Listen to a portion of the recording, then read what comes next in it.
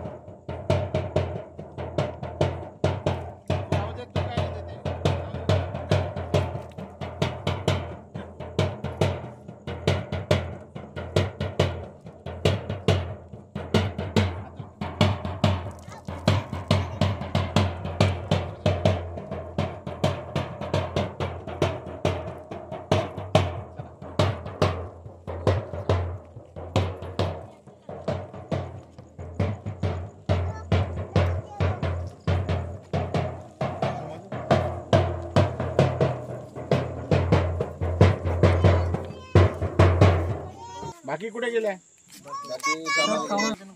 माझी बहीण आहे हा, ऊस तोडीला ती गेली का?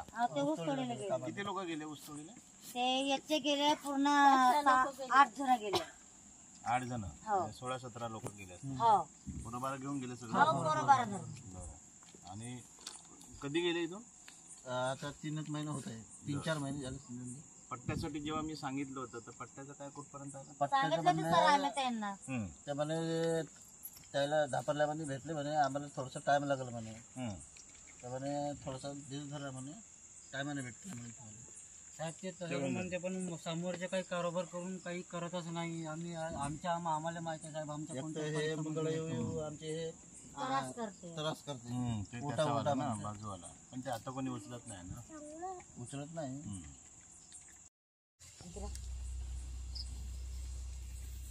विजलेला का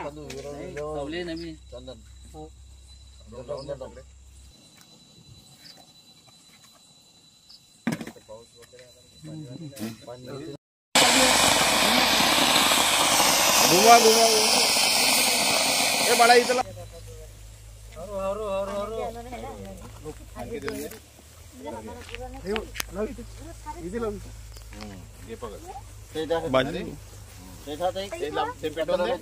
ए माग ना, ए इकडे इकडे इकडे कचऱ्यात नको, इकडे दूर दूर लावून दे.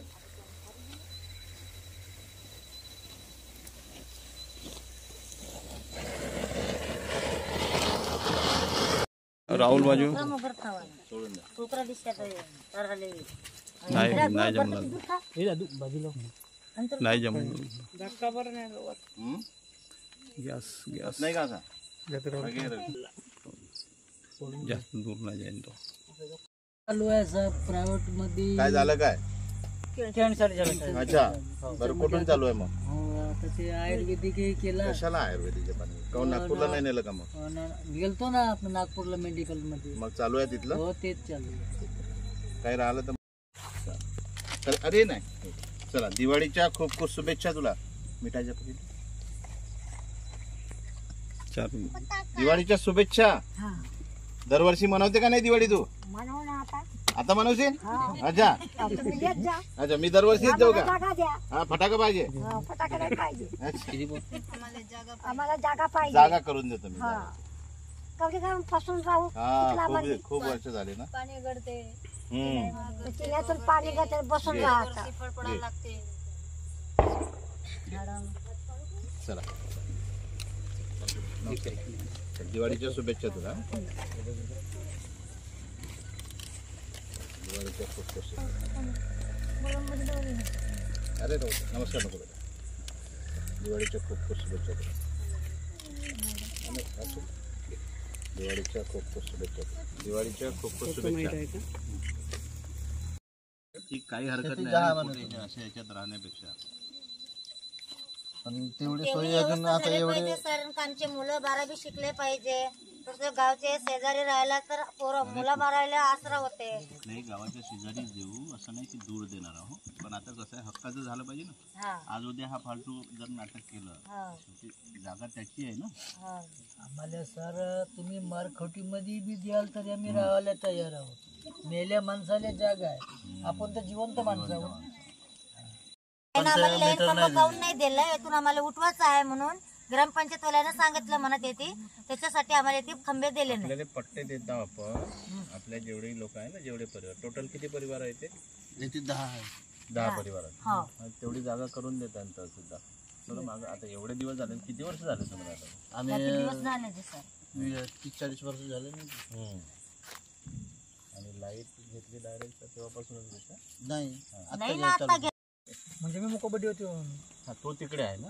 हा म्हणजे मी आता तातोली पुनर्वस मध्ये आहो सर. हा तुम्ही कधीच दिवाळी वगैरे नाही करत? नाही सर कारण ते पहिल्यापासून करत नाही आमच्या लोक. नाही तर दिवाळी करत नाही. वा का बरं दिवाळी तर सगळेजण साजरी करते. आता पोरायला मनोरंजन करायला फटाके घेऊन द्यायला लागते म्हणून करत नाही. हातमजुरी कमावणार लोक. हातमजुरी कमावणार. दिवसभर वर करायला लागते संध्याकाळी विकत दाना आणून खाण्यावाले लोकांना कोटी दिवाळी जमणार आहे सर. कंट्रोलचं धान्य वगैरे मिळते हा ना? भेटतं की सर. मिळते ना. हा किती रुपये रोजीने जाते मग? 200-250-300 रुपये रोजीनं जातो. हे दारू वगैरे पित नाही ना आता? नाही पेट. या गावात आला आहात तर हे जे पारधी बेडा कुठला आहे पेंढरी. पेंढरी गावचे हे जे लोक आहे यांच्यासोबत आज दिवाळी साजरी करण्यासाठी आले आहात. तर काय कारण होतं मुख्य की या ठिकाणी येऊन दिवाळी साजरी करण्याचं काय सांगाल आपण? मी माझी दिवाळी दरवर्षी कुठे ना कुठे पाड्यावर असेल, कुठे गरिबाच्या ठिकाणी असेल, कुठे झोपड्यामध्ये असेल, कुठे अनाथाच्या घरात असेल, दरवर्षी माझी दिवाळी मी तिथेच साजरी करतो. आज या भिवापूर तालुक्यातलं हे पेंढरी गाव हे बिचारे जवळजवळ 40 वर्षापासून इथे राहतात. नदीकाठी राहतात. कारण ही जमीन कारण शासकीय पण नाही आहे, ही मालकीची जमीन आहे. माझ्याकडे वारंवार आमदार असताना हे लोक येत होते. लाईटची व्यवस्था नव्हती. अधिकाऱ्याला सांगितलं साधी लाईट. आता हे कशी बशी लाईट करून राहतात. झोपड्यामध्ये राहतात. नदीचा पूर आला की रस्त्यावर झोपतात. अडचण अशी आहे की इथे कुठेही शासकीय जागा जवळपास नाही. पण मागच्या काळामध्ये मी तहसीलदाराला सांगितलं की कुठे ना कुठे जागा देऊन या लोकांना हक्काचं घर मिळालं पाहिजे, या लोकांना हक्काचे प्लॉट मिळाले पाहिजे. कारण जवळजवळ या भागामध्ये 40 वर बघायला पाहिजे की त्याच्या घरची अंधारातली दिवाळी आपल्याला एखाद्याला तरी कशी उजेडात आणता येईल.